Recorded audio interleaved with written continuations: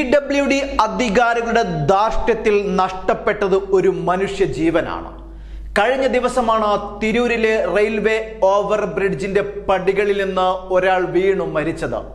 ഇത് ആദ്യമേ ഞങ്ങൾ പറഞ്ഞതാണ്. പാലം ഉദ്ഘാടനത്തിന് മുന്നേ തന്നെ ഞങ്ങളുടെ ചാനൽ ഈ കൈവരിയെക്കുറിച്ച് റിപ്പോർട്ട് ചെയ്തതുമാണ്. എന്നിട്ടും PWD അധികാരികൾ മുഖം കൊടുത്തില്ല.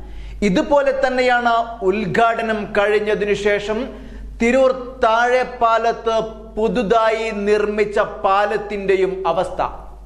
താനൂർ ഭാഗത്ത് നിന്ന് വരുന്ന വാഹനങ്ങൾക്ക് റോഡ് രണ്ടായി പിളരുന്നു എന്നും ഇവിടെ ഒരു പാലം ഉണ്ട് എന്നും ഒരു സൂചന ബോർഡ് പോലും വച്ചിട്ടില്ല എന്ന വാർത്തയും ഞങ്ങൾ ചെയ്തതാണ്.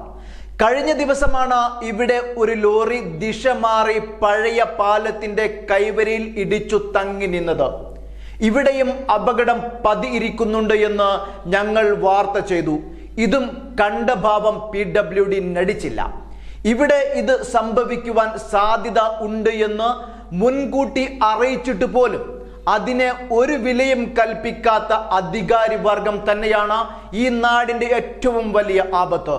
ഉദ്യോഗസ്ഥർ ഇത്തരത്തിൽ ആകുമ്പോൾ അവരെ നിയന്ത്രിക്കേണ്ടുന്ന ജനപ്രതിനിധികളും ഇതൊന്നും കണ്ടില്ലെന്ന ഭാവം നടിക്കുമ്പോൾ ഇനിയും ഇത്തരത്തിൽ അപകടങ്ങൾ നാട്ടിൽ തുടർക്കഥയാകും. അപ്പോഴും സ്ഥലം സന്ദർശിച്ച് വേണ്ടുന്നത് ചെയ്യാമെന്നുള്ള വെറും വാക്കിൽ ജനപ്രതിനിധികൾ തടി ഊരുകയും ചെയ്യും.